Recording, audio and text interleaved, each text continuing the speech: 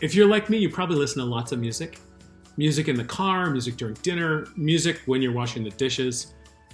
But I want to invite you to think about what it means to really listen to music. It's the difference between listening to music passively and listening actively.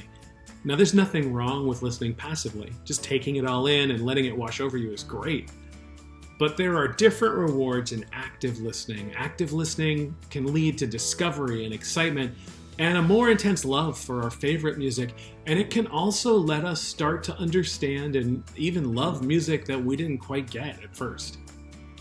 For musicians, active listening is the main way we really begin to understand how to turn singing or playing an instrument into artistry. So, how do you do it? Well, here are 3 tips for active listening, just to get things started. Sometimes, at least, only listen. And while you're listening, don't do homework, don't scroll through social media, don't doodle. Your mind might still wander, but let it wander through the music, not focusing on something else. Try to let your mind think about what you're hearing. If the music has words, take the words in. If a new instrument starts to play the melody, try to identify what it is.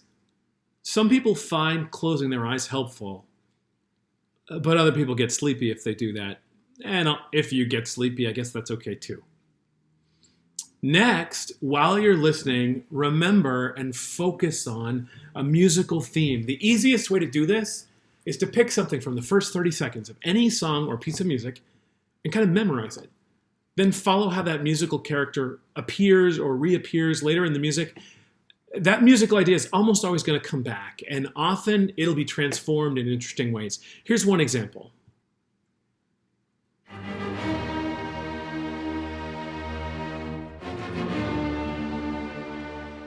So I'm going to remember ba ba ba ba ba ba ba ba, and I wonder what's going to happen.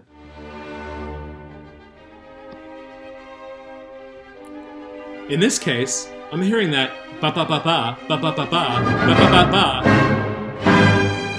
an awful lot. Now, I don't know exactly how this piece of music's going to go, but by having those little road markers, I can find my way through the music more easily. And it's more engaging. I've got something to listen for. So finally, the third idea is, if you can, follow sheet music while you listen. For classical music, if you visit imslp.org, you might be able to download a part for your instrument or a full score. Once you're following the music on paper while you listen, you will almost certainly notice things that your ears might have missed, like old ideas coming back in a new key or places where 2 different things are combined in a new way. When I was a teenager, I started doing this with viola parts because that was my instrument.